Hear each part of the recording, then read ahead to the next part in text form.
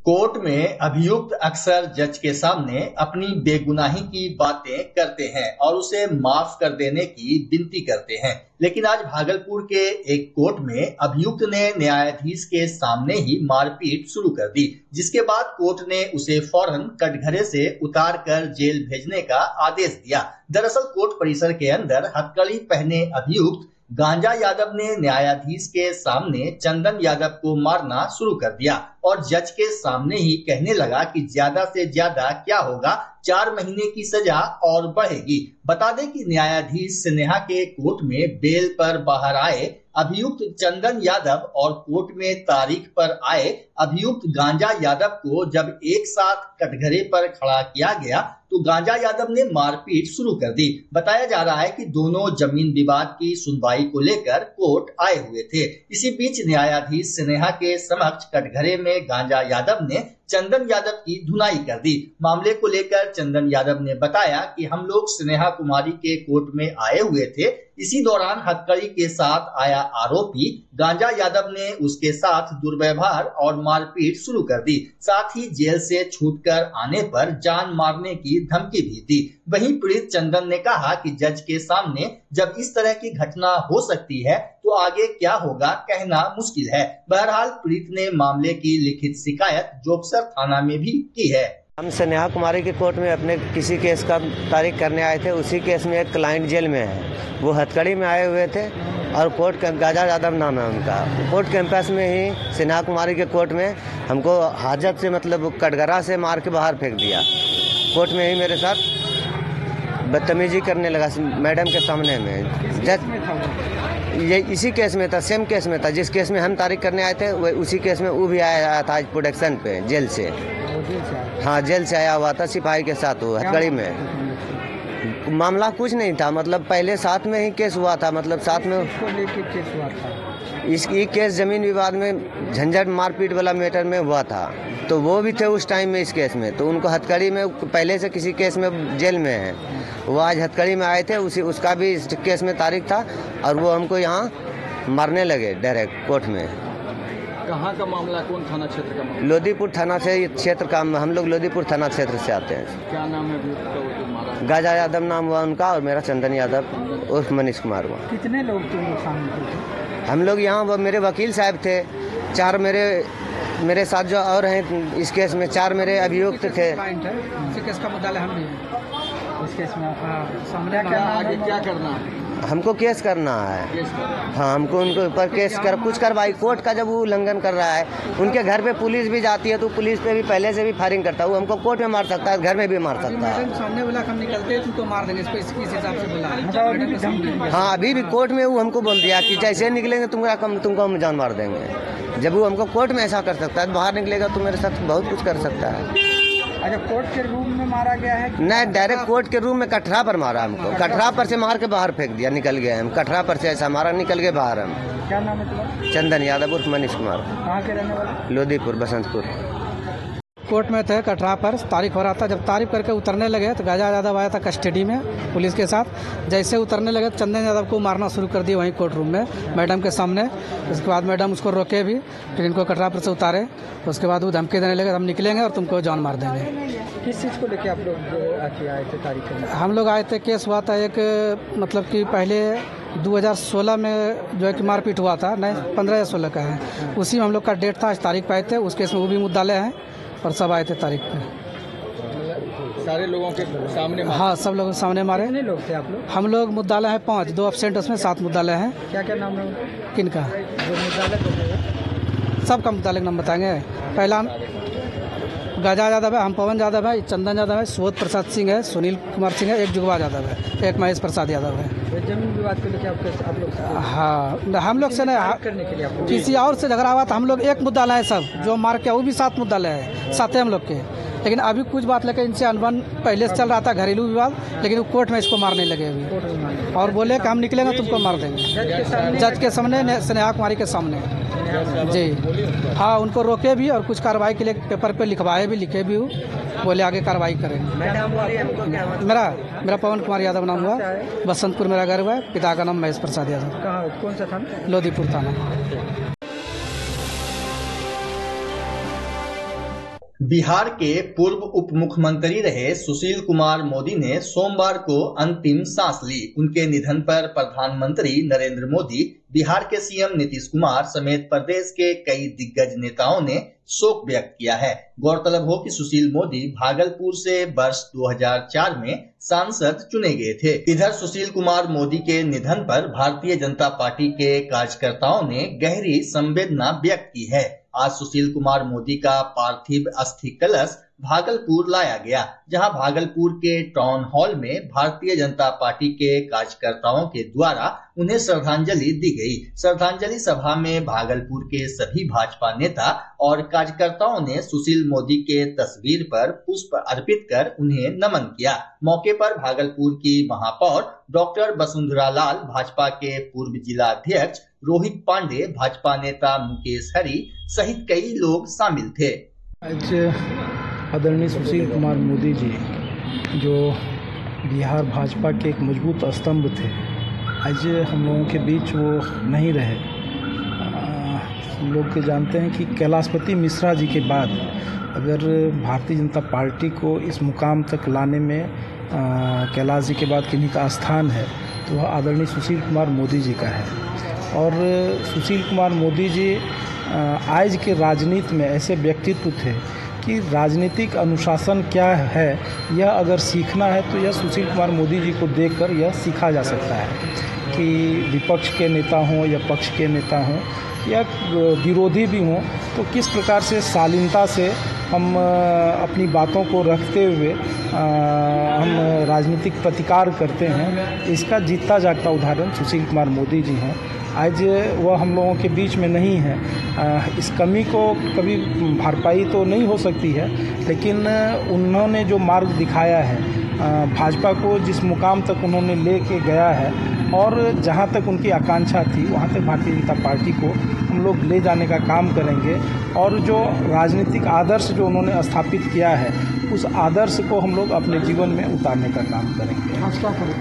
आज सुशील जी के अस्थि कलश जो है यहाँ लाया गया है पटना से, और अस्थि कलश दर्शन और पूजन और उनके प्रति श्रद्धांजलि का यह कार्यक्रम है रखा गया है। बहुत दिन से काम किया। 74 के आंदोलन में भागलपुर में भी वो आते थे और उसी साइकिल से चलते थे। निरंजन जी के घर से हम लोग जाते थे और उन्होंने उसका नेतृत्व किया। 90 में वो विधायक बने, तब से उनका संबंध भागलपुर से रहा। ऐसे कर्मठ नेता को हमने खोया है, ये बहुत दुखद है। किस तरह का अनुभव रहा साथ में काम करने का? देखिए, उनको जरा सा भी ये था नहीं, वो कार्यकर्ता के लिए मर मिटने के लिए तैयार रहते थे। कोई कार्यकर्ता को कब किसी समय कोई ज़रूरत हो उनको कहने पर वो तुरंत उसके लिए समाधान ढूंढते थे। और हमेशा कार्यकर्ता को पहचान जो उनके साथ था, बिहार के राजनीति में कैलाशपति मिश्र के बाद व्यक्तिगत रूप से कार्यकर्ता का नाम, घर ये जाना सब नेता के पास नहीं, उनके पास था। मित्र की तरह थे आपके साथ? हम लोग के एक ही समकक्ष से, उनका भी उम्र 72, मेरा भी 72, और बहुत हम लोग करीब थे। वो बताना बहुत कठिन है हम लोगों के साथ क्या क्या हर एक पग पग पर उनका मिलता था सहयोग। और बराबर वो कहते थे कि राजनीति में आदमी को आगे बढ़ना है तो सब्र रखना चाहिए, और उसी के बल पर हम लोग यहाँ तक पहुँचे। उनको हम अपने तरफ से श्रद्धांजलि देते। आज एक बिहार के भाजपा का एक बहुत बड़ा नेता को हम लोगों ने खोया है, इसके लिए हम लोगों को बड़ा सदमा है, क्योंकि असामयिक निधन हो गया उनका। कोई उम्र नहीं था, क्योंकि वो किसी को नहीं छोड़ता है। उनका असामयिक निधन होने से भाजपा परिवार को बहुत बड़ी क्षति हुई और हम लोग आज मरमा। राजभवन के आदेश पर तिलकामाझी भागलपुर विश्वविद्यालय में नए वित्त पदाधिकारी ब्रज किशोर प्रसाद ने सोमवार को योगदान दिया। पहले दिन ही उन्होंने अपने कार्यालय में कई फाइलों पर काम किया। वित्त पदाधिकारी ब्रज किशोर प्रसाद ने कहा कि नियमानुसार वित्त से जुड़ी फाइलों का निष्पादन किया जाएगा। प्रयास रहेगा कि ज्यादा से ज्यादा फाइलों का निष्पादन किया जा सके। वहीं टीएमयू के कुलपति प्रोफेसर जवाहरलाल ने नए वित्त पदाधिकारी बर्च किशोर प्रसाद को बधाई देते हुए कहा कि विश्वविद्यालय में वित्त से जुड़े सभी कार्यों में उनके अनुभव का लाभ मिलेगा। बता दें कि नए एफओ अकाउंट के रिटायर्ड अफसर रह चुके हैं। कल ही हम एफओ के पोस्ट पर ज्वाइन किए हैं। बहुत सारा जो पेंडिंग फाइल है कल भी किए हैं और आज भी हम कर रहे हैं। सब काम सुचारू रूप से चलते रहेगा, कोई दिक्कत नहीं होगा। कैसा लग रहा था? अच्छा लगा। यहाँ के मैंने यूनिवर्सिटी वगैरह का एथिक का वर्क कल्चर वगैरह अच्छा है, और बाकी तो रहने के बाद ही पता चलेगा यहाँ की। तिलका माझी भागलपुर विश्वविद्यालय के PGIRPM विभाग की नई हेड प्रोफेसर निर्मला कुमारी को बनाया गया है, जिसको लेकर रजिस्ट्रार डॉक्टर विकास चंद्र ने मंगलवार को अधिसूचना जारी की। जानकारी के अनुसार विभाग की हेड प्रोफेसर भावना झा के हेडशिप का कार्यकाल पूरा हो गया था। वहीं आज TMU के IRPM विभाग में प्रोफेसर निर्मला कुमारी ने विभागाध्यक्ष के पद पर योगदान दिया। इस दौरान प्रोफेसर निर्मला कुमारी का स्वागत बुके देकर किया गया। मौके पर विभाग के कई शिक्षक और कर्मी मौजूद रहे। भागलपुर जिले के पुराने बबरगंज थाना भवन के ठीक सामने निर्माणाधीन पानी की टैंकी में एक लेबर लोहे के छड़ को लेकर ऊपर चढ़ रहा था। इसी दौरान लोहे की छड़ ट्रांसफार्मर में जाकर सट गई, जिसके कारण लेबर धू कर जलने लगा। घटना के बाद अन्य मजदूरों ने उसे बचाने का प्रयास किया, लेकिन तब तक उसकी मौत हो चुकी थी। ग्रामीणों का कहना है कि पानी टैंकी के सामने 2 ट्रांसफार्मर सटे हुए हैं, जो बड़ी घटना को दावत दे रहे हैं। यहाँ पे काम कर रहा था, हम गए थे गांव में काम करने के लिए। यहाँ पे जो वर्कर काम कर रहा है वो बता रहा है कि पाइप लेके ऊपर चढ़ रहा था और 11,000 वाला जो एक ट्रांसफार्मर लगा है इसमें सट गया पाइप। इसके द्वारा इनका ऐसा घटना हो गया है। पानी टैंकी पे काम कर रहा था सर। हाँ, नगरी निगम का है। रोहित पासवान, दिग्घी सीमानपुर झारखंड। थाना मेहरमा पड़ता है, जिला गोड्डा पड़ता है। बच्चा जब जन्म लेता है तो कई बार बच्चा तुरंत नहीं रोता है, रोने में देर हो जाता है। ऐसे में बच्चा क्षतिग्रस्त हो जाता है और उसके बचने की संभावना कम हो जाती है। और यदि बचा तो भविष्य में उसमें विकलांगता की समस्या आती है, जिसे CP कहते हैं, जिसका कोई माकूल इलाज नहीं है और जिंदगी भर बच्चा विकलांगता से जूझ सकता है। ऐसे में पूरे संसार में कूलिंग थेरेपी का सहारा लिया जाता है। जन्म से ठीक 6 घंटा के अंदर यदि उसको कूलिंग थेरेपी दिया जाए तो उससे उसका CP की समस्या कम होती है और बचने की भी संभावना बढ़ती है। पहली बार बिहार झारखंड में आपके शहर के स्नेह नवजात शिशु बाल सेवा केंद्र में यह मशीन उपलब्ध है। कभी भी ऐसी बात हो कि बच्चा रोने में विलम्ब हो गया तो आप स्नेह नवजात शिशु बाल सेवा केंद्र में जरूर संपर्क करें।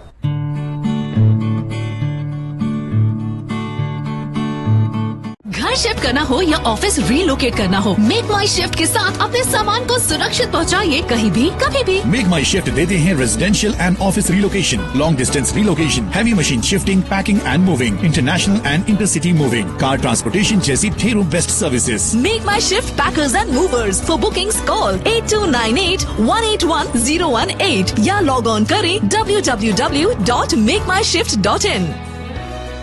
रिंकू LED बल्ब, एक बार लाओ और चलाते ही जाओ। हमारे LED बल्ब्स है क्वालिटी में नंबर 1 और एनर्जी एफिशिएंट, जो रखे एनवायरनमेंट और आपके बिजली के बिल दोनों का ख्याल। रिंकू LED बल्ब के साथ एनर्जी बचाओ और बिल घटाओ। ये है पावर सेविंग लाइट जो चले लंबे समय तक और रखे आपके घर को रोशन। हमारे यहाँ LED लाइट्स मिलते हैं एक व्यापक रेंज में, जो आपकी हर जरूरत को पूरा करेगी। लेकिन यही नहीं, हमारे LED लाइट सिर्फ चमकदार नहीं बल्कि एनवायरनमेंट फ्रेंडली भी है। तो आज ही लाओ रिंकू LED बल्ब और पाओ 1 साल की वारंटी का भरोसा। रिंकू LED बल्ब्स, नई जनरेशन के स्मार्ट बल्ब्स। आज ही संपर्क करें 8651063786 या मेल करें rinkooledbulb@gmail.com। हमारा पता असाननपुर, भागलपुर, बिहार 812002।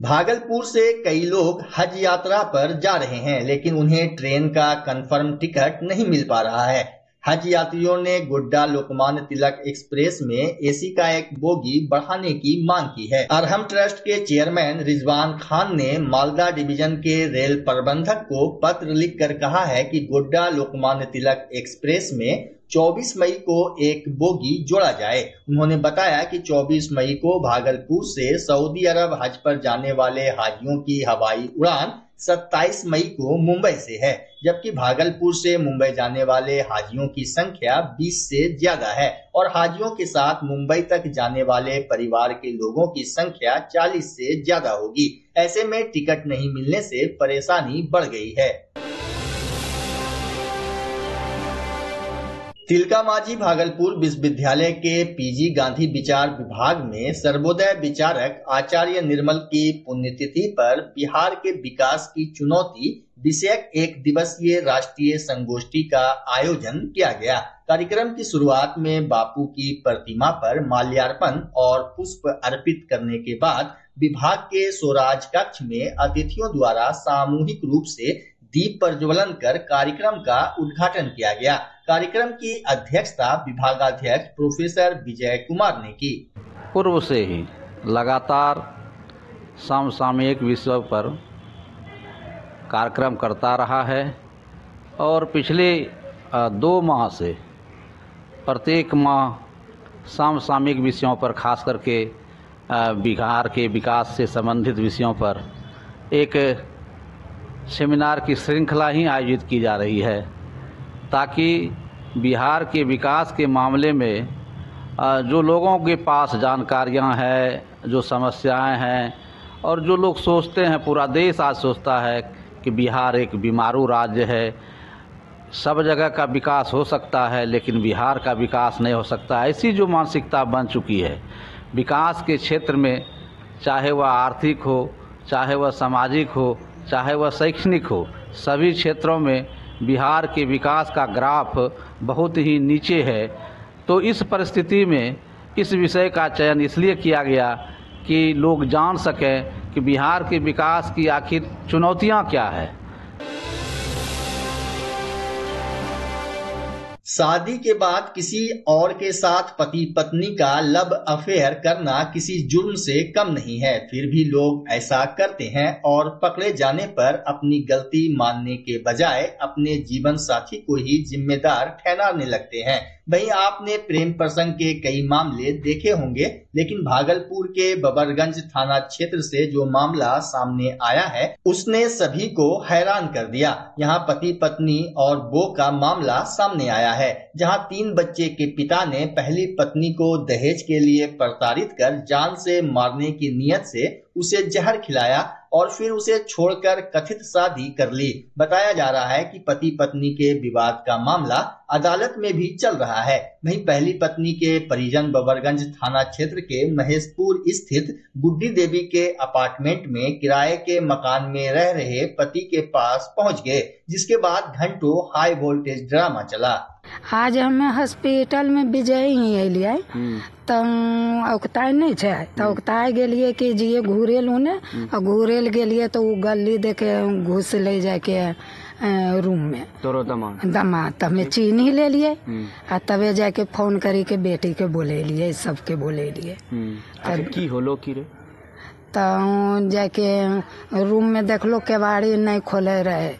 3-4 घंटा पर फिर सिपाहियों अले तो नहीं खोलल के, तो फिर दूसरे आदमी खोलल के केवाड़ी। लड़की दूसरो रूम में चले आओ जाके वो रूम में बंद हो के चले आ सबको देखो हमरो बेटी के सामान सब रूम में नानी के धर ले छे। हमरो बेटी के कुछ नहीं देखो तो नाती छे नातनी छे। की होलो रे ओ नहीं रखे रे नहीं छले साथ है।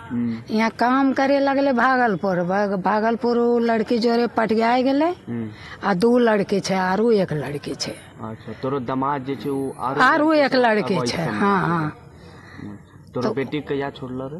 आय ताले 6 साल हो गेले। कोर्ट में केस कर ले छिए। केस से सिपाही भेजल के वहाँ थाना में सुतालगंज वाला जाए के छे कि ओकरा आवे छे घर ऊपर खोजे लो, घर जेबे न करे छे। की नाम के तोरो बेटी रो? हमरो बेटी के माला देवी नाम छै। दामाद रो? संजय बेन। कहाँ घर से दामाद रो? सुतालगंज शादी दिलगौरी। कितना दिन पहले करलो रो? 2008 में कर ले छियै। बेटा बेटी की छोकरा नहीं? पहले बड़ बेटी छै, ओकरा बाद 2 बेटा बेटा छै, हाँ तबे फेर बेटी छै।